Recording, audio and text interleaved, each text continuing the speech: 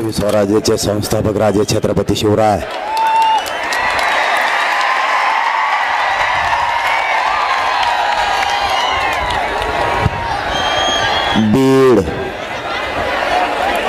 बीड नगरीतील आणि बीड जिल्ह्यातून आलेल्या माझ्या तमाम मराठा बांधवांना माझा मानाचा जय शिवराय।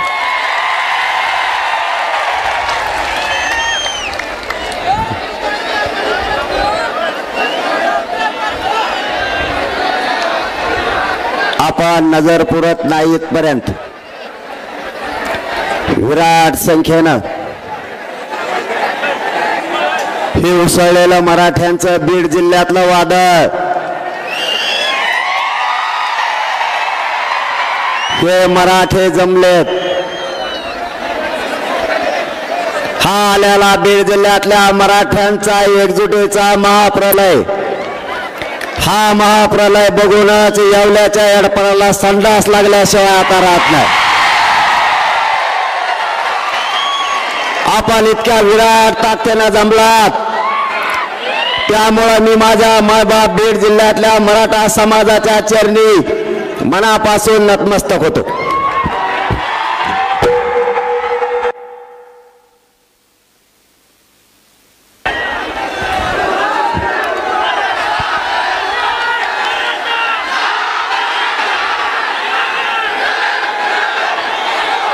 माझ्या गोरगरीब मराठ्यांच्या लेकराला न्याय मिळाला पाहिजे म्हणून मिळेल त्या वाहनानं आलेल्या माझ्या सर्व बांधवांना मानाचा जय शिवराय। मिळेल त्या वाहनाने माझी आई माता माऊली आली, मिळेल ते अँब्युलन्स पुढे घ्या म्हणते बाबा, त्यांना दिसा नाही, घ्या थोडी पुढे घ्या, का करता आता, घ्या घ्या घ्या घ्या। बीड जिल्ह्यातल्या कानाकोपऱ्यातून मराठा समाज स्वतःच्या लेकराला न्याय मिळावा म्हणून मिळेल त्या वाहनाला आलाय। इथंही सकाळपासून उपाशी तापाशी मराठा समाज बसलाय। जिथं जिथं जागा मिळेल तिथं तिथं मराठा समाजाचं दिसतोय। मुंगीलाही मध्ये शिरता येणार नाही अशी अफाट मराठ्यांनी एकजूट दाखवली। माझ्या मराठा समाजाला शांतता काय असते हे पुन्हा एकदा सिद्ध केलं। माझ्या बीड जिल्हा जन्मभूमीतील मराठा समाज एकही घरी राहिला नाही, त्याबद्दल पुन्हा एकदा तुमच्या चरणी नतमस्तक होतो।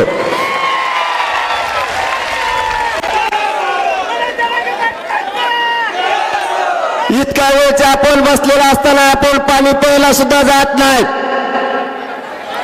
आपण जेवायला सुद्धा जात नाहीत आणि खूप वेळ झाल्यामुळं बाहेर जाण्याऐवजी लोंढेचे लोंढे पुन्हा आत यायला लागलेत। हे बघा, पुन्हा मराठे यायलाच लागलेत।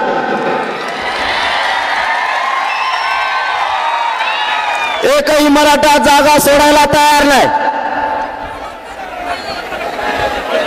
मराठ्यांना हवंय आता त्याच्या लेकराचं आरक्षण म्हणजे मराठा आरक्षणच। मायबाप मराठा बांधवांनो, आपल्याला डाग लावला गेलाय।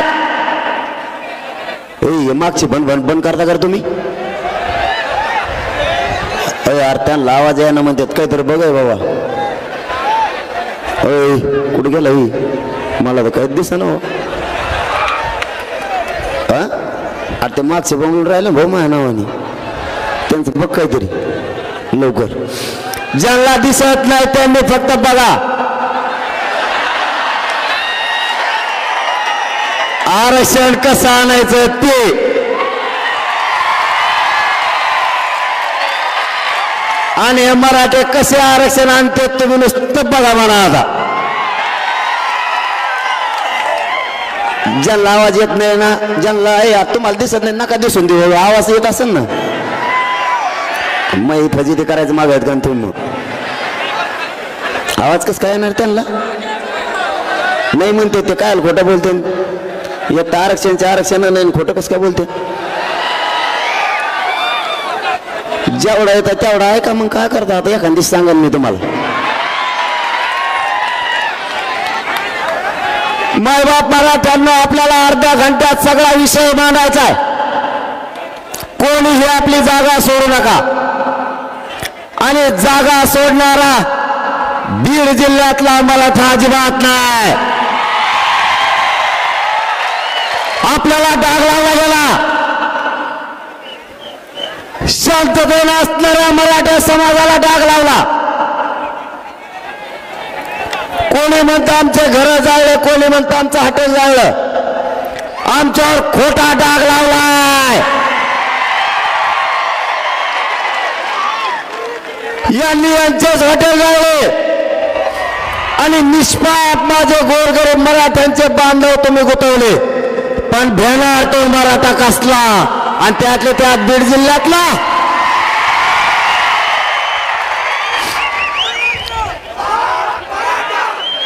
जर मराठ्यांना काही करायचं असतं तर सरकारला आज माझी विनंती आहे. यार खाली बसा रे. बुळबुळ तुम्हाला आरक्षण भेटलं काय गड्या? हा नोंदी निघालं काय? नका काय ना आवाज इकडचा येत होती. आम्ही सगळेजण मिळून सांगू तुम्हाला काय करायचे. आम्ही तुम्हाला काही इथं ठेवणार आहेत का काय? तुम्हाला सांगू कानात काय आहे त्या? आपल्याला मायबापावर डाग लावला. आपल्या पोरांनी काय नाही करू नये त्यांच्यावर गुन्हे दाखल केले. निष्पाप पोरांना गुंतवण्याचं षडयंत्र सरकारने केलं. आज इतक्या लाखांना मराठे कोणालाच मोजता येत नाहीत. मराठ्यांना जर काही करायचं असतं तर आज केलं असतं का नसतं? मग मराठ्यांनी शांतता रॅली काढली होती. शांतता. सरकार झोपू नका. मराठ्यांनी शांतता रॅली काढली होती. मराठ्यांना राज्यात शांतता हवी. करोडोच्या लाखोच्या संख्येने आज मराठा एकत्र आलाय.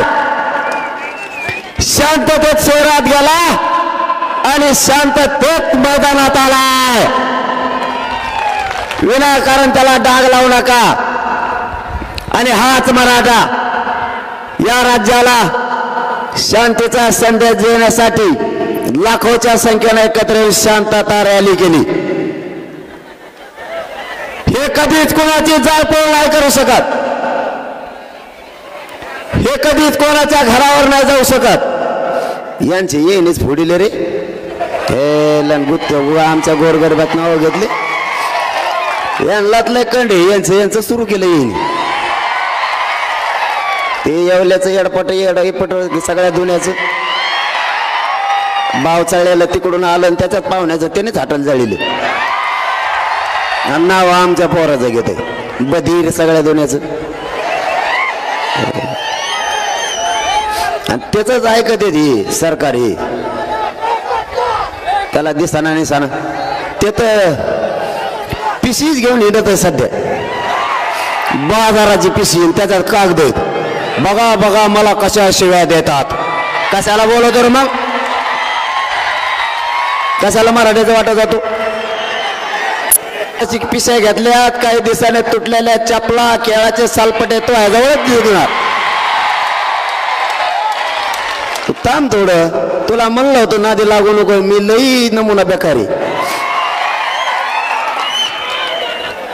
तुला आत्ताच खाल्लेला पचाना तर नंतर कसं व्हायचं? हो तू तुला आत्ताच पचा नाही. अरे त्याला समर्थ मी तुम्ही टेन्शन ना घेऊ. त्याला आत्ता उलटा पालता करतो. त्याचे काय काळजी न करू. आता कशा आवाजात बोलू तू? बारीक असा जस का कळलं कधी त्याला. जरंगे साहेब म्हणतोय आता. पहिल्या नीट राहायला असतात नुसतं जमलं का? आळी वळवळ करते शेपटाची. दिसतंय बी कसलं काय नो रंगनाथ रंग बदलणारा रंग आहे. गप मारायचं. मला गिरीश महाजन साहेबांनी सांगितलं जरांगे पाटील तुम्ही बोलू नका. मी त्याला समज दिली. मी गप बसलो. म्हणलं जाऊन त्या टंकार झालेला आहे म्हाताऱ्याला काय हाल बोलायचं. मी 4 दिवस काही बोललो का. मग त्याला काल काय बडबड हळूच बारीक आवाजात बोलतो. द्या सगळं त्यांना द्या सगळं बंगले बांधा त्यांच्यापाशी तिथंच राहा तिथंच कायदा बारा. एडपट बुजगाव नको डल मग शाळा काढीत त्याला अक्कल कसले मंत्री गेलं का नाही असलं कोणी. महाराष्ट्राला कन काय घेणं देण्याचं हे डबड. तू थांब एकदा आरक्षण मिळू दे मग तुला कचकात दाखवतो. तो लय दिवसाची फडफड चालली. माय बाप मराठ्यांनो फक्त एकदा आरक्षण मिळूस तर शांततेत आंदोलन करा. त्याच्यात किती तुम्ही एकदा बघायचं का बघूच आपण. आम्ही गप बसलो की काढा करतो. मला गप बसी देत. मी गप बसलो की ते सुरू करतो. त्याला दम मग मला चौतळेला मला नाही निघत दम. कारण मी खानदाने तुमच्या रक्तामासाचा ओरिजिनल मराठ्यांच्या आवला दे दम नसतो काढी. माझ्या मराठ्यांच्या आरक्षणाच्या विरोधात जर कोणी बोलला तर त्याला सुट्टी नाही. मग तो कोणी असू द्या. आम्हाला आमच्या हक्काचं आरक्षण पाहिजे. त्यासाठी आज संघर्ष सुरू आहे. तुटक जाऊन दे रे टाकीस टकोऱ्यात माया बोलू दे मला जरशी. ते मग फडफड फडफड फडफड झालं. मला मुख्यमंत्री झाले का आरक्षण घेऊन. मला काही मिळत लागा ना ते काय वाजायला लागला आधी. आणि ते काय घेतलं मोठं वाजलं. मी वर बघितलं म्हणलं हेलिकॉप्टर उतरत तिकडे खाली शिडी लिहून. आता पण त्यानंतर वेगळंच कळालं काहीतरी शेतकऱ्याचं काहीतरी सहल होती. त्याला कळना संडास लागली तरी बी ते कळून घे ना. हे मराठी कशासाठी एक आलेत. या मुख्यमंत्री आणि 2 उपमुख्यमंत्र्यांना माझी आज चंपावती नगरीतून विनंती आहे. सरकार बाजूला आवाज आहे ना त्यांना दिसून दे. लय अवघड भाऊ मागच्या माणसं. नेट बंदच होणार नाही इतके लोक असल्यावर.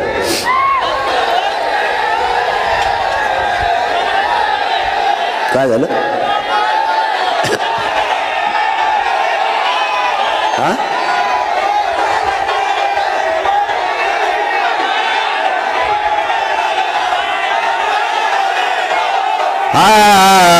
थांबा थोडं थांबा. आणि मी कशाला आलोय.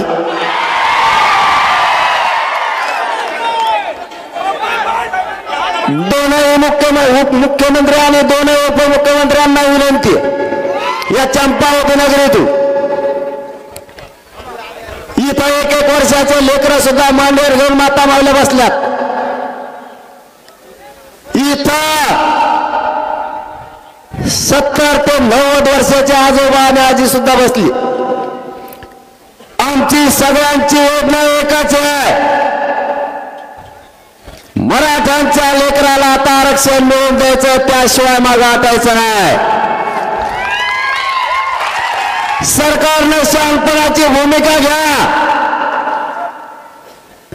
त्या व्यक्तीचं ऐकून जर तुम्ही मराठ्यावर अन्याय केला तर तुम्हाला जळ जाईल.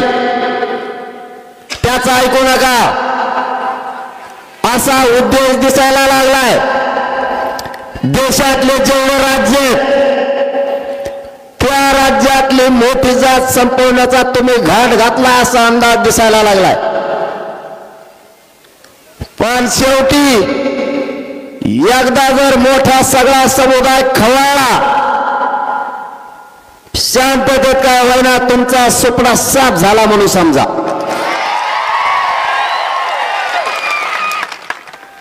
तुमचा राजकीय सगळ्या अस्तित्वाचा सुपडा साफ होईल. माझ्या मराठ्यांना तळपू नका.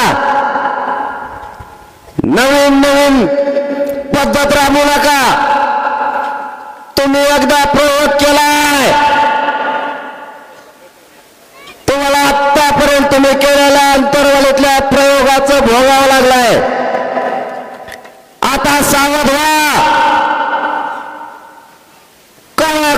लाख करोडच्या संख्येनं मराठा समाज एकत्र आलाय आणि हलायला सुद्धा तयार नाही. तुम्ही सामंजस्यानं ठरल्याप्रमाणे मराठा समाजाला आरक्षण द्या. त्याचं ऐकून जर तुम्ही मराठ्यावर अन्याय केला तर आता पुढचं होणारं आंदोलन तुम्हाला 100% जड जाणार. कारण ही फक्त एकटा बीड जिल्हा आहे, आणखी सगळा महाराष्ट्र भरायचा आहे. जिल्ह्याला जिल्हे आणि घराला घराबाहेर पडणार आहेत. मी सगळ्याला पाणी पाहिजे तर मला पाण्याची काय गरज आहे? मिले निवारणा म्हणून आहे. पाणी भाषण उसर पेत नसतो, भाषण झाल्यावर 1.5 घंटा पेत नाही, पण त्याला पाणीच पाहिजे. त्याचा खोटाच उपटेला दुसरा ठोकला. कारण तुमचाच मुर्ग आहे, मी काय लोकच थोडाच आहे. मला परिवारच मानत नाही. लोकांचं उलट आहे. लोक मध्ये आधी कुटुंब मग बाकीचं. आपलं तसं नाही, आपला उलटा खेळ आहे. आधी समाज आणि मग कुटुंब. हा मराठा समाज माझा मायबाप आहे. या समाजालाच मी मायबाप मानलं आणि ज्या समाजाला मायबाप मानलं त्यांच्याशी माझं लेकराचं आणि माय माऊलीचं नातं झालं. आम्ही माय लेकरं झालो. मग या समाजाची गद्दारी करायला हे आंदोलन उभा केलेलं नाही. यांचा सगळ्यात मोठा प्रॉब्लेम एकच आहे. अरे बापा दिठवून मोबाईल बाबा आला का तुला पण मुंबईहून फोन दुट्टे खालटे कुशी मग होकायला लागला. मग इकडं मग इसरून जात असतो. कुठं राहिलं तर सांग बरं.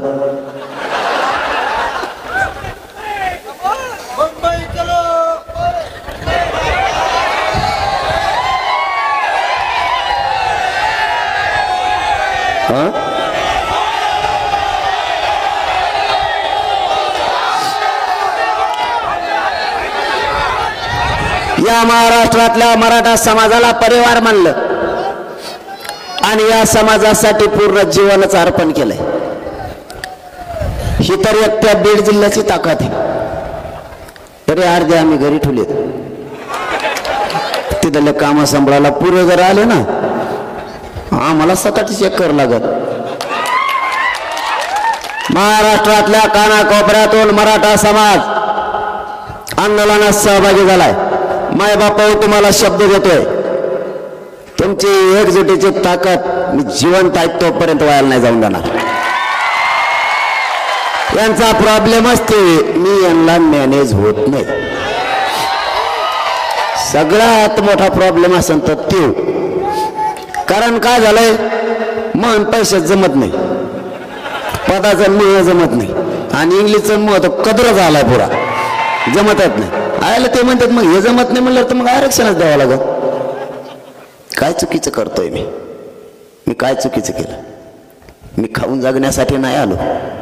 खाऊन जगण्यासाठी तर कोणी पण येतं. या समाजाच्या मराठ्यांच्या लेकराच्या चेहऱ्यावर आरक्षण देऊन आनंदाने हसू बघायचंय एवढं स्वप्न आहे आपलं.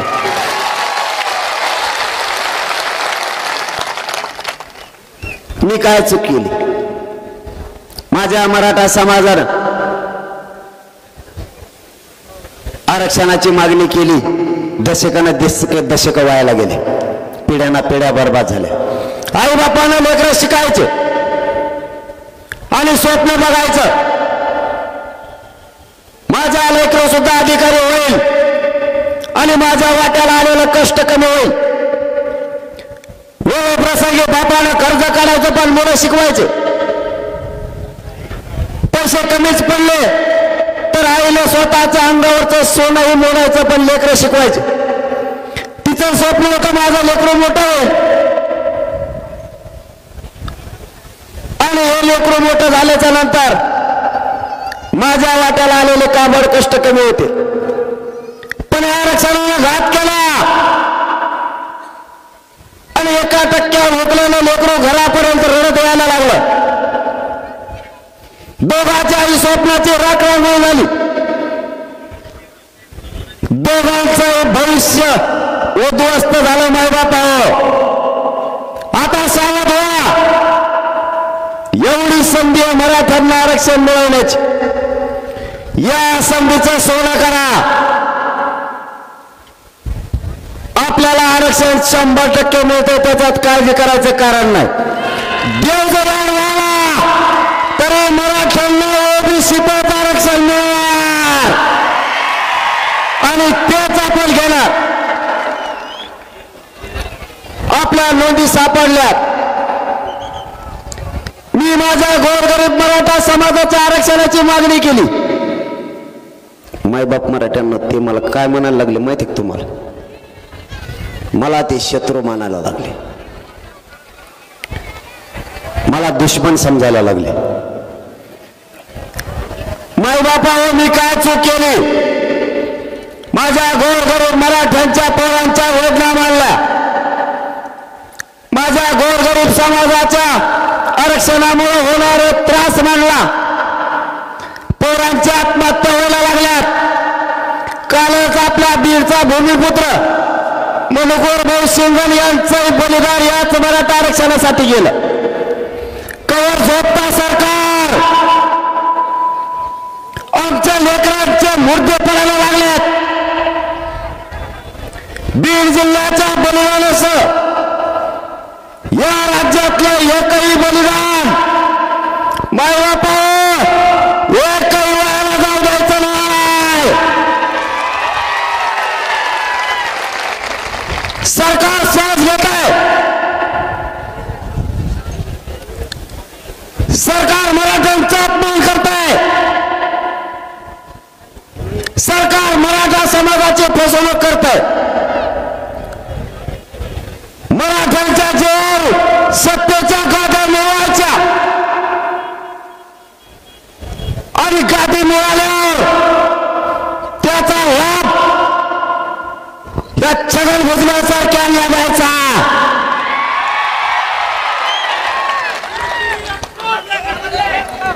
मराठ्यांनी आंदोलन मोठं करायचं आणि मराठ्यांच्या पोरांचे मुर्दे पडत असणार त्यांच्याकडे बघायचं नाही. मग बापा सावध व्हा. आपल्या लेकराचे बळी आता नाही जाऊ द्यायचे. सरकार गांभीर्याने घेत नाही. सरकारला वोट मिळाल्याची ताकद या मराठ्याच्या याला वोट मिळाल्याशिवाय आता सुट्टी नाही द्यायची. काही झालं तरी हरकत नाही. त्यांना मला काय शत्रू मानायचं मानून द्या. एवढे मोठे माग असलो तुम्ही कोणालाच भिजू नये बा. मी असाच त्यांना गिनीत नाही मोजित नाही. आणि आता तुम्ही महाराष्ट्रातले इतके लोक म्हणलं बा बा बा बा आता का खरं नाही राहिलं. मी तर विसरूनच गेलो बा काय काय बोलायचं ते. मग नजरच पुराणा इतके लोक आहेत. बीड जिल्ह्याने पुन्हा एकदा दाखवून दिलं मराठ्यांच्या नादाला लागला की संपला. त्याचा विषयच आवरला. आणि तुम्हाला एक महत्वाचा विषय सांगतो. जे आपल्या लेकराच्या बाजूला ना तोच नेता आपला नसता. नेता फेता नाही. जातीपेक्षा नेत्याला मोठा नाही मानायचं. जो आपल्या लेकराच्या पाठीशी उभा राहील, स्वतःहून पुढे येईल, तो आपले मत घेण्यापुरता जर दारात आला तर त्याला चपलानेच वागवायचं, सोडायचंच नाही. आता नाही सुट्टी. बस झाले. आमचं रक्त खाऊन तुम्ही प्रवास 200 पेक्षा जास्त आमचे बळी गेलेत. किती दिवस रक्त पडणार? ही समाज स्वतः आहे. याने देशाचं संरक्षण करणारा मराठा समाज आहे. देशाचं त्याला संपवायला निघाला. तुमचा स्वप्न साफ करूनच मराठा थांबेल. तसा आता थांबत नाही. आमच्या जीवावर मोठं व्हायचं आणि आमचे पडणारे मुर्दे हसत बघता तुम्हाला लाजा वाटत नाही. तुमच्या डोळे देखता तुमच्या राज्यातलं मराठ्यांचं लेकरू आत्महत्या करते आरक्षणासाठी आणि तुम्ही उघड्या डोळ्याला बघून त्या मदती देताय. राज्याचा पालकत्व तुम्ही स्वीकारलंय. एका दणक्यात प्रश्न मार्गी काढायला पाहिजेत. नाटकं कशाला? ज्यांच्या नोंदी नाही सापडल्या मायबाप त्यांना आरक्षण दिलं, जे मागास सिद्ध नाही झाले त्यांना आरक्षण दिलं, मराठा जात मागासही सिद्ध झाली आणि शासकीय नोंदी मिळाल्या तरी मराठ्यांना आरक्षण नाही। याचा अर्थ तुम्हाला मराठा जात संपवायची, पण ही जातीचं इतकं मुळं खोल गेलेलं आहे, तुम्हाला संपवणार तर नाहीच, पण तुम्हाला कमीत कमी 2 पिढ्या संडास लागून जर मराठे मागा लागले तुमचा कार्यक्रमच संपला। माझी सरकारला पुन्हा एकदा विनंती, मराठा समाजाला आता डोचू नका। तुम्ही पूर्वी अंतरवालीचा प्रयोग केला, पुन्हा पडायच्या भानगडीत पडू नका। यांना काय वाटलं होतं माहिती तुम्हाला? यांना वाटलं ते माग किशी झाल्या, फुकट नाही केलेलं का आपल्यावर, त्या भीते का कोणी परत त्याने दुसरून एक आणखीन डाव केला। सगळ्याला आवाज येतोय का? एकदा सांगा, महत्वाच्या विषयाकडे वळायला लागलो म्हणून म्हणतोय। फक्त 15 मिनिटात जिकडे तिकडे विषय ऐका, येतोय 15 मिनिटात जिकडे तिकडे तुम्ही सकाळपासून बसलेले मुद्द्यावर यायचं आणि कायला आता कवर बडबड करीत बसायचे। मी तेच सांगणार, तुम्ही तेच ऐकणार, काय करायचं मुद्द्याकडे यायचं, दणका आणून मोकळून कसा तापवायचा आता माग, पचपच नको वचवच नको, गोळून घोळून घोळून घोळून तिथं जेण्यापेक्षा एकदा सरळ सरळ ठोका द्यायचा ठेवून काय कर। म्हणजे मी वेगळं म्हणतोय बरं का, तुम्ही वेगळं म्हणाली आता। त्यांनी पूर्वी आपल्याला गुतायचा प्रयत्न केला, पुन्हा नोटिसा दिल्या, थांबा रे यार थांबा बाबा, तुम्ही का असा टेम्पो चाललेला का बर का? त्यांनी पुन्हा शांत चित्त नाही का, आता त्यांनी पुन्हा एक डाव रचला, म्हणले आता यांना नोटिसा देऊ। तुम्हाला दिल्यात का? बीड जिल्ह्यात दिल्या, तिकडे परभणीला त्याला बी दिल्या। ते परभणी लोक काय म्हणते माहितीये का? ते म्हणते मी शेतात होतो, आपल्या घरचे घरी होते आणि कागद आणून दिलाय, मी रानातून गेलो, मी ते वाचीला, त्याच्यावर लिहायला होतं ट्रॅक्टर घेऊन इकडं तिकडं जाऊ नको, नाही तर जप्त करी। ते काय म्हणला माहित आहे? ते नोटीस घेणारा मला म्हणलाय, ते म्हणला मी आद्यात नाही मध्यात नाही, मी मग शेतात हे, आणि मला नोटीस करून दिली बा, आणि ते म्हणलं मग मी सगळ्यात पुढे जात असतो। आता बघा परिणाम कसा झाला, किती बधीर वागत येते मंत्री, मला काही मिळत लागा नाही यांचा घेण्याऐवजी लोक तराला लागले। अरे स्वतःच्या लेकराच्या न्यायासाठी मराठे केसी केले म्हणून आम्ही मागे सरकणार का? आमच्या लेकराचे मुद्दे आम्ही नाही बघू शकत, आरक्षण हिसकून न चालणार, त्याशिवाय सुट्टीच नाही।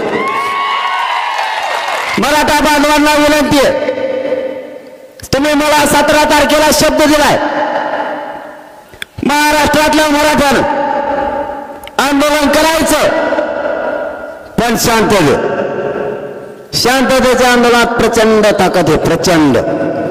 ते ब्रह्मास्त्र पेलण्याची ताकद कोणाचाच हिंमत नाही, कोणाचाच, म्हणून तर आरक्षण निर्णयाच्या प्रक्रियेत आले शांततेत। पण मराठा आरक्षण घेतल्याशिवाय मागे हटायचं नाही, शब्द पाळायचा, मोडायचा नाही, अजिबात नाही। किती तारीख ठरायची तुमच्या अंदाजाने? मुंबईच म्हणतो,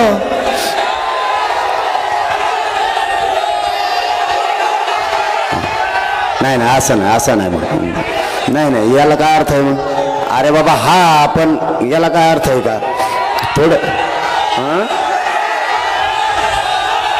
काही खरं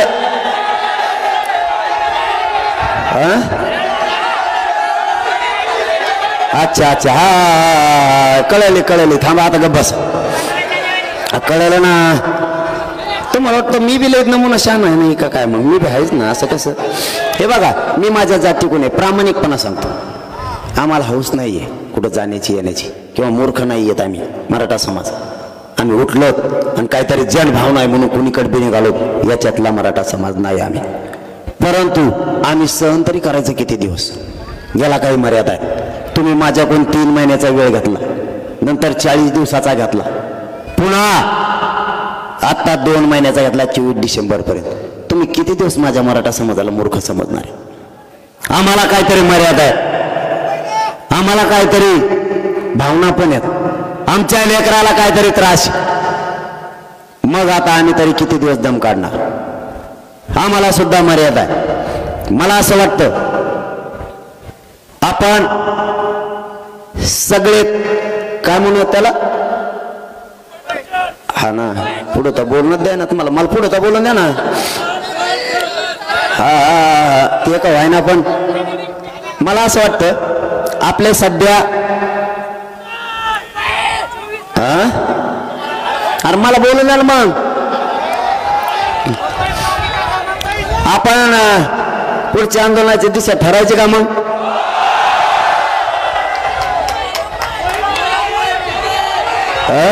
हा दिशा ठरवायची का? तारीख पण ठरवायची का? तारीख आणि दिशा ठरवायची का? पुन्हा एकदा विचारतोय, माय बापाला विचारल्याशिवाय मी काही करत नाही. मग मला असं वाटतं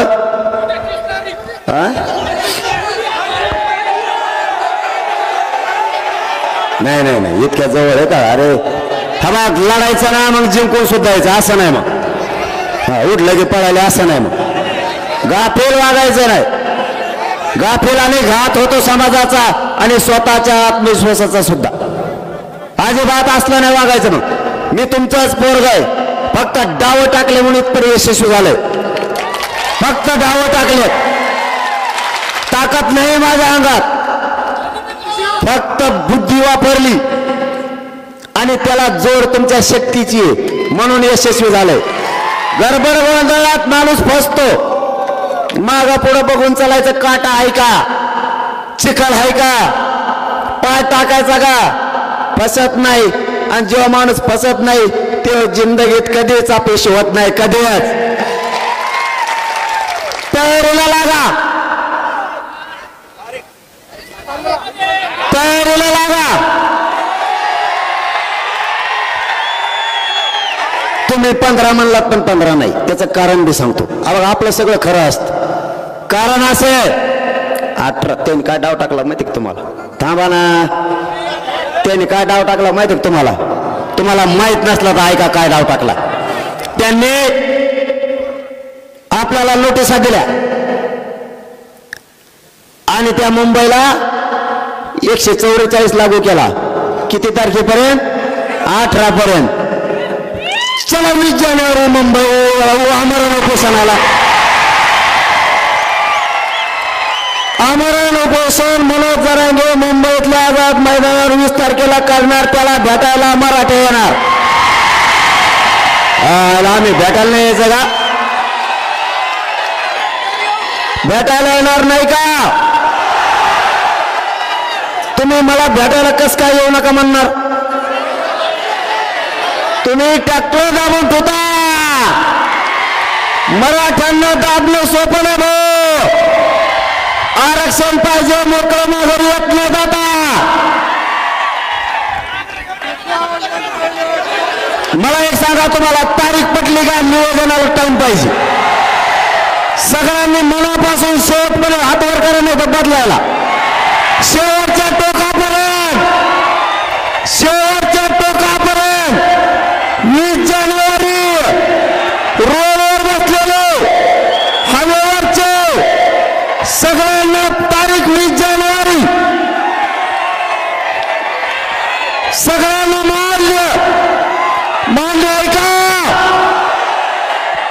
फक्त शांततेत, शांततेत जायचं, शांततेत यायचं. आरक्षण घेऊन शांततेत करणार का? हातावर करून मला शब्द द्या मुलाला. मी तुमच्या जीवावर करतोय. मला फसवायचं नाही. मी तुम्हाला कधी फसवत नाही. पुन्हा एकदा हातवर करून सांगा, सगळ्यांनी रोड सहित शांततेत करणार ना? आणि बसा खाली. आता पुढचं निवेदन सांगतो ना मी. कसंच आरक्षण देत नाही बघू. हा बघा आता शांतपणे ऐका. आपण आपल्या पिकाला पाणी देऊन घ्या, पटापट कापस वेचून घ्या, घरची व्यवस्था चांगली करा, कारण एवढे 15 दिवस पाहिजेत काम करायला. आपण शेतकऱ्याच्या पोरात नीट ऐका, शेतकऱ्याच्या पोरात आणखीन एक घोषणा करायची राहिली तेवढी ऐका. अंतरवालीहून पायी मुंबईला हा मराठ्यांचा जनसागर जाणार. मध्ये मध्ये बाकीचे जैन होत चला, हा पायी जनसागर उसळणार आहे. जसा आता बीडचा बघितला मी तिथून पुढे बदललं बरं का. हा आधी नव्हतो, अरे सगळं जामच, आणि मग पैपत जायचं डांबराने चट्टीत थेट मुंबई आझाद मैदान शिवाजी पार्कला आम्ही अमरण उपोषणाला बसणार. मराठी भेटायला येणार कसं काय तुम्ही येऊन देणार नाहीत? मग त्यांना जे जे बघायचं ते बघतील. महत्वाचा विषय आणखीन एक सांगतो, आजूबाजूला लक्ष ठेवा, मराठा समाजाला डाग नाही लागला पाहिजे. आजूबाजूला लक्ष म्हणजे काय? कोणी जर ढोळण करायला लागला, गाडी पेटवायला लागला, दंगा करायला लागला, तर आपल्या लक्षात येतं आपला नाही. जागेवर धरून पोलिसांकडे द्यायचं आणि पोलिसाला सहकार्य करायचं, सरकारला नाही करायचं. जागेवर धरून पोलिसांकडे द्यायचा, कारण तो आपला नाही. आणि आपला जरी असला ना, जर तो तो जर जाळपोळीचा उद्देशाने असला तर त्याला लगेच ताबडतोब टाकायचं. ते रस्ता करायला त्यांना, रस्ता करा त्यांना. दुखतंय वाटतं, अँब्युलन्स इकडे उजव्या हाताला आंब्याच्या दिशेने अँब्युलन्सला आणा. चलत आले ते स्वतः चलत आले, पण तब्येत खराब वाटतं. बाकीचे खाली बसा रे, त्यांना रस्ता करा, बाकीचे उभा राहू नका, त्यांना जाऊ द्या. अँब्युलन्स या आंब्याकडे व्यासपीठाच्या उजव्या हाताला आणा. मग लय बारीक देण असतं भाऊ, उगाच समाजाला मायबाप नाही मानलं. मायबाप तुम्हाला महत्वाचा विषय सांगायचा होता तो सांगतो. आजूबाजूला बारकाईने लक्ष ठेवा, कोणाला जाळपोळ करू द्यायचं नाही. आणि आपला जो आंदोलनाचा एरिया आहे त्याच्या बाहेर कोणी काही करू द्या, आपल्याला देणं घेणं नाही. सरकार ते पोलीस बघतील. आपल्या माणसाकडून कुठंही जाळपोळ होणार नाही याची दक्षता घ्यायची. किंवा तयार करा, सगळं घ्या. बऱ्याच दिवस माघारी यायचं नाही. कोणाचं बंद पडलं तिकडं काही होऊ, त्याने फक्त आपली संडाची व्यवस्था करावी अशी आपली इच्छा आहे त्यांनी. कारण आम्ही जवळपास 3 कोटीपेक्षा जास्त येणार आहे. थोडे तितके नाही. मराठी घरी राहत नसते. आणि मी मुंबईला निघालो. जर तुम्हाला आणखीन एक सांगायचं राहिलं बांधवांनो, आता शेवटाकडे येत आपण, म्हणजे संपला आपला, आता संपत आले सभा. मराठ्यांच्या लेकराला नोटिसा दिल्या, त्या लेकराला उघडं पडून देऊ नका. माय बाप म्हणून त्याचा पाठीशी उभा राहा. जर एखाद्या पोराला धरून नेला आणि जर अटक केली, पुरा जिल्ह्याने उठायचं आणि त्या पोलीस स्टेशनला मांड्या घालून जाऊन बसायचं. सगळ्यांनी दगड नाही, धोंडा नाही, काही नाही, नुसती मांडी घालून बसायचं जायचं. काय म्हणायचं माहितीये का? पोलीस निरीक्षक साहेब, पोरग सोडा म्हणायचंच नाही, तिथं जायचं आणि मांडी घालून बसायचं. मला भूक लागली. 4-5 लाखाला जर एक वडापाव बी द्यायचं म्हणलं तर मेलच ते वडेपाव खायचं आणि रेटून 3 टाइम तिथंच झोपायचं. पोरग सोड म्हणायचं नाही, फक्त म्हणायचं आरक्षण दे, एवढंच म्हणायचं.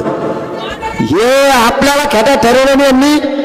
मग मराठी बी काय असते ते आता बघा तुम्ही. आता 20 जानेवारीला फक्त शांततेत, कारण हा महाप्रलय इतका मोठा असणार आहे, सगळीकडे ब्लॉक होणारे. बारकाईने लक्ष ठेवा, कुणाला उद्रेक करू द्यायचा नाही, आपल्या आंदोलनाला गालबोट लागू द्यायचं नाही.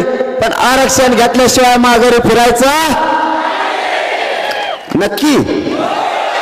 आणि तुम्हालाही सांगतो, हे काय अटक करायची यांच्यात एवढी दम नाही त्यांच्यात. या पोलिसाचा दोष नाही हो, ते 2-4 जण तिथं आहेत का, 4-5 जण आहेत, ते मुद्दाम अंदाजा बघत आहेत. नाव मला माहिती आहेत बरं का, मी तुम्हाला थोड्याच दिवसात सांगणार आहे. त्यांना तर आयुष्यभर गुलाल लागू देऊ नका, आयुष्यभर. त्यांचं नाव मी सांगतो, मराठीच्या मुळावर कोण. या चंपावती नगरीतून आणखी घोषणा समाजाचे आमदार, खासदार आणि मंत्री या चंपावती बीडच्या नगरीतून जाहीर मराठा समाजाच्या वतीनं तुम्हाला हात जोडून विनंती करतोय, मराठा समाजाच्या लेकराच्या पाठीशी उभे राहा. हीच योग्य वेळ तुम्हाला मराठ्यांना साथ देण्याची. जर तुम्ही उद्यापासून मराठ्यांच्या पोराच्या पाठीशी उभा नाही राहिलात तर महाराष्ट्रातल्या मराठ्याचं घर तुमच्यासाठी कायमचा बंद राहील. सगळ्यांनी ताकदीने मदतीला या. त्यांच्या मदतीला सगळे यायला लागले, तुम्ही सुद्धा ताकदीने मदतीला या. आणि मराठा बांधवांना त्याला एकदा सांगा मदतीला ये म्हणून, नसता पुढच्या काळात त्याला दारा सुद्धा उभा करायचं नाही. यामध्ये आणखीन दुसरी घोषणा करतो, या बीड मध्ये उसळलेला हा जनसागर आणि महाराष्ट्रातल्या मराठा समाजाच्या वतीनं मधल्या काळात सरकारला काही 10-12 दिवस मिळतात, त्याच्या हात देता आलं तर बघा, नसतात तिथून पुढे एकदा आमचं जर मराठ्यातल्या आंतरवालीतून गाव सोडलं येताना आम्ही आरक्षणच घेऊन येणार. तुमचा आमचा विषय बंद, चर्चा सुद्धा त्यानंतर बंद. कारण आम्हाला मुंबईला यायची हवस नाही. आम्हाला न्याय पाहिजे आमच्या लेकराला.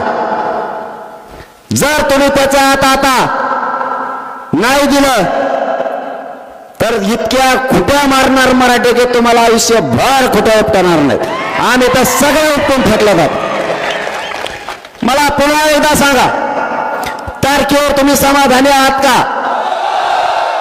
सगळ्यांचं एकमत आहे का? कारण तुम्ही हो म्हणलात, ऐकतो राज्य, महाराष्ट्रातले सगळे पोरं तयारीला लागणार आहेत. आपल्या घरचे व्यवस्थित करा, कारण 10-15 दिवस तयारीला पाहिजेत. तिथं गेलो तर माघारी आलो असं नाही, मी मेलो तर मागे फिरत नसतो.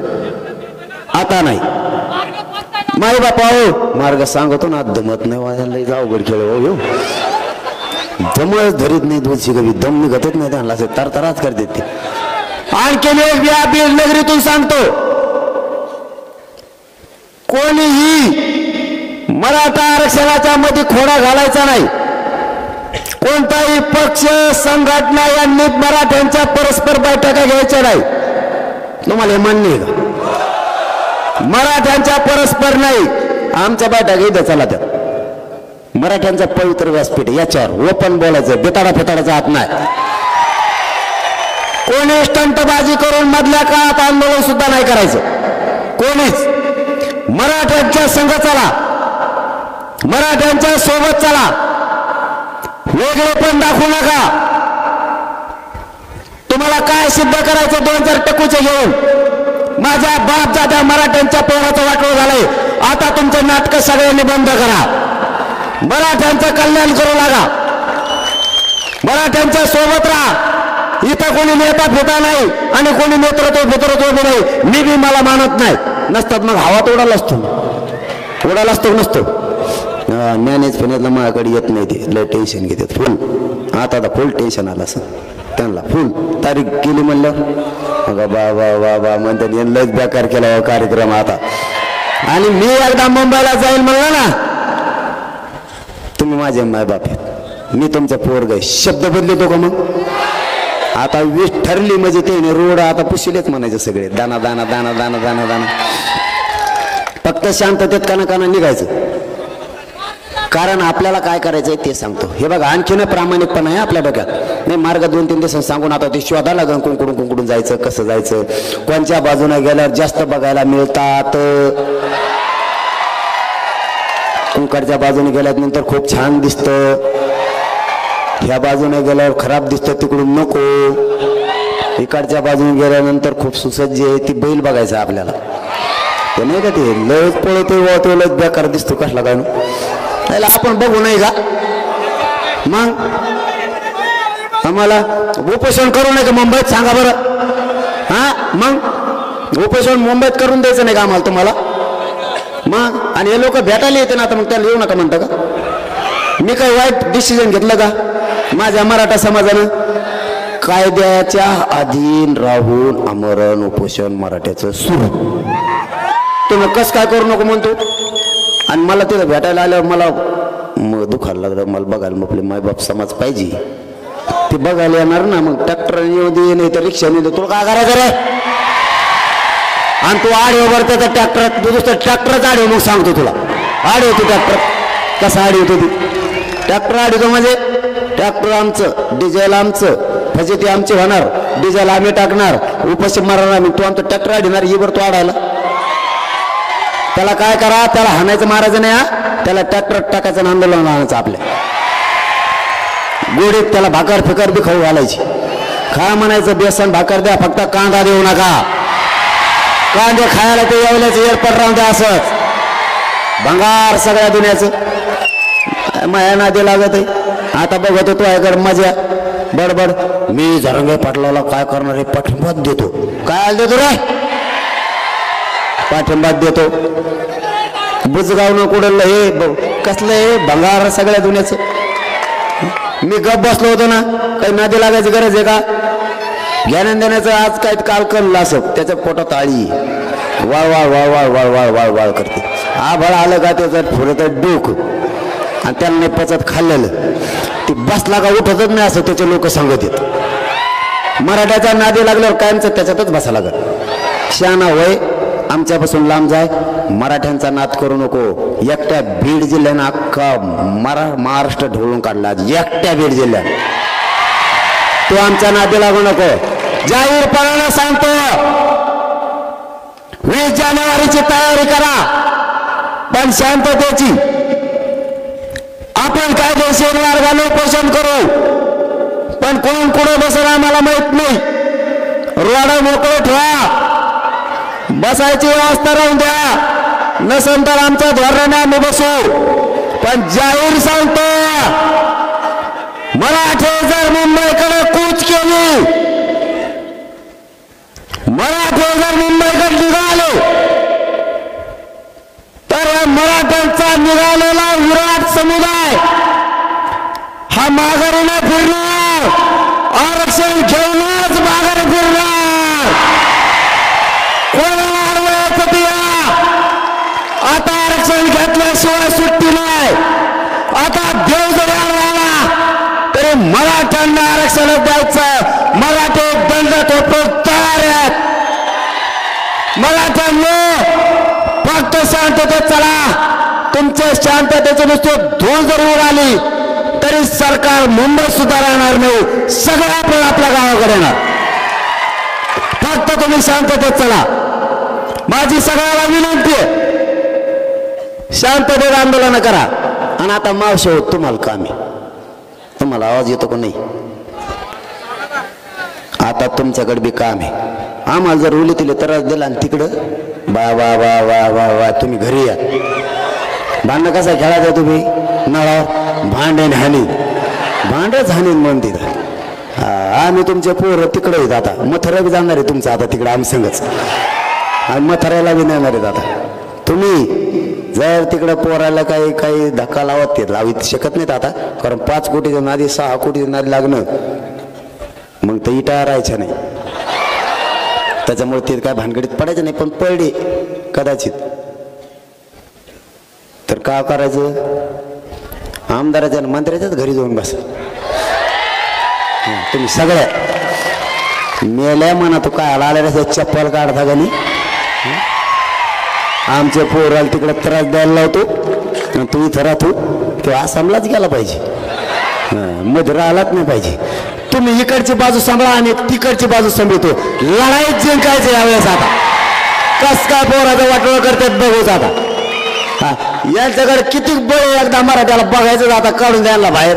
यांनी लय लपून ठेवलेलं कुठं कुठं काय काय ठेवलेलं ना. यांना यांची शक्ती मराठेच आता बाहेर काढणार. दाखवाच म्हणा तुम्ही. आता नसता सरकारनं गुपचूप शांततेत आमच्या सोबत राहायचं आजच्या सारखं. मला एक प्रामाणिकपणानं सांगा, आज बीड जिल्ह्यात किमान 12-13 लाखापेक्षा जास्त लोक आले असतील, एका तरी पोलिसाला त्रास झाला का? मग तुम्ही मराठ्याला डाकच का लावता? पोलिस निवांत बसून होते, मी बघितलं. काही येड्या बाबळे खाली होते, काही लिंबा खाली होते, निवांत बसून होते. काही त्रास झाला का? मुंबईला जर पोरं निघाले मागणीसाठी यायले, त्रास देऊ नका, शांत राहा. संघ चला, वाटल्यास भाकरी आम्ही देतो, आम्ही रेटून घेणार आहेत आभारी संघ. ट्रॅक्टर नेऊ नका म्हणजे मग भाकरी काय नाही तुम्हाला?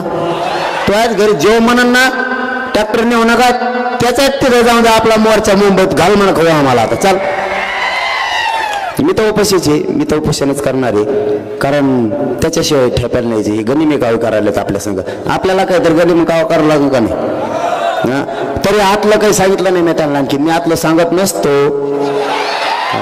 तुम्ही आम्हाला सांगितलं का 70 वर्ष फसले की नाही तुम्ही आम्हाला गोड बोलू? आता मग आम्ही गदली सुतळीक वाटलो का मराठी तुम्हाला? जर मराठ्याच्या पोराला नोटीस दिली तर काय होतंय?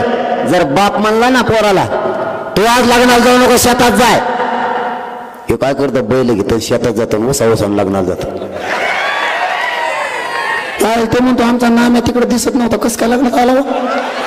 नाम्याने बैल बांधले, तिकडे गेला लग्नाला, आणि तुम्ही आम्हाला नोटीस देतात. मराठ्यांना अडवणं एवढं सोपं आहे का? तुम्हाला माहित बी नाही कोणकोण घुसले, कोणकोण बाहेर निघाले. तुम्हाला फक्त एकच विनंती आहे, 20 जानेवारी पासून आरक्षणाची तयारी करायची, आपल्याला निघायचं शांततेत. मी तिथं आमरण उपोषण करतो, माझा मराठा समाज मला भेटायला येणार आहे. तुम्ही मुंबईत येऊ म्हणू शकत नाहीत आम्हाला, आमचा मोडीत काढू शकत नाहीत तुम्ही काय. आणि सरकारला दुसरी एक विनंती, आरक्षण द्या, महाराष्ट्रातले सगळे गुन्हे माघारी घ्या. जेवढे पोरं तरसालेत आमचे सारथीचे, ते 5,000 आहेत, ते पुऱ्यामध्ये घ्या. सारथीला वाढू बजेट द्या, महामंडळाला द्या, सगळे हॉस्टेल पुन्हा सुरू करा, हे सगळं सुरू करा काचा काचा, तरच तुमचं नामचं जमत आहे. दरवर्षी तुम्ही आम्हाला म्हणता हॉस्टेल सुरू करतो, दरवर्षी पागल समजतो का रे? हा, आता खेटायचं कोणाला? आता बघच तू काय होतोय. ते येडपटाला म्हणा नीट राहा, आता मध्ये बोलू नको, गप झोप. जर का आड वाटेल आला, येडवण करायचं नाही. मला असं वाटतं आपण योग्य निर्णय घेतलाय, शांततेचा घेतलाय, कायदेशीर मार्गाचा घेतलाय. आमरण उपोषण इतकं देशात कोणतंच शांततेचं आंदोलन असू शकत नाही. आपण मुंबईला जाऊन उपोषण करतोय, चांगला निर्णय आपला आहे. फक्त तयारी करा, तोपर्यंत शेताला पाणी द्या. तुमच्या हातात 10-15 दिवस आहेत, कापसं ठेवू नका, इकून बी टाका लगेच, पण पैसे संग घेऊ नका, आई बापाला द्या. बिगर पैशाचं जायचं, काना पैसे खर्चायचे नाही. एक कोणाला सोनं काही असलं तर घेऊ नका. मोबाईल संग घ्या, फक्त फोन फक्त नीट लावा, नाही तर मग काही वेगळेच लावतात. नीट राहा. रोडने जिथं जागा मिळाली तिथंच काचकाटून झोपायचं आणि तिथंच खायचं. त्यांनी नुसते जाताना धुराळा बघून ते म्हणलं पाहिजे मुंबईला यायच्या आत आरक्षण द्या गाड्यानं. हे लयच बेकार कार्यक्रम दिसायला लागलाय. नुसते धुराळा जरी दिसला इकडून निघल्याला, ते म्हणते मुंबईला नका येऊन दे, तुमच्या पाया पडत होतं वर काहीतरी करा बाबा पटकून. नसतात त्यांच्याकडे आपलं एकच काम आहे, लय मोठे नाहीत. जेवण आपण घेणार आहेत, पांघरायचं आथरून आपण घेणार आहेत, सगळं आपण घेणार आहेत. फक्त तेवढं एकच काम त्यांनी करायचंय, कारण ते नैसर्गिक हे ते माघारी येऊन करू शकत नाही. तेवढी एक सोयी करा. एका टायमाला जर 3 कोटी बसले तर अवघड खेळ होऊ शकतो. त्याच्यामुळे तुम्ही तेवढी व्यवस्था करण्यात आम्ही पुढे पण बसत असतो. आम्ही लाजत पुजत नसतो, आम्ही पाठच सुरू करू. मग लाजत काय काम आहे का? आता त्याला काय, आता ते नैसर्गिक येते काय सांगायसारखं नाही ना. ते तुला सांगून कुठे जावा, तिथं घर पाहुण्यात असतात म्हणलं असतं, पाहुणे तो पळतो उलसी घेऊ दे 5 मिनिटं. पाहुणे नाही आमच्या तिकडं कोणी, मग जातो कुठं, इतके मोठे बसते कुठं. तेवढी एक व्यवस्था करून ठेवा. आणि तुमचं सरकारचं मराठ्यांचं प्रेम असंच राहू द्या. तुम्ही आडं येऊ नका, तुम्ही आमच्या सोबत चला, आम्ही तुमच्या सोबत चलवतो. पण येताना आम्ही आरक्षण घेऊन येणार आहेत. मनोज जरांगे आणि हा मराठा समाज बिना आरक्षणाचा माघारी येणारच नाही. धन्यवाद. जय जिजाऊ, जय शिवराय.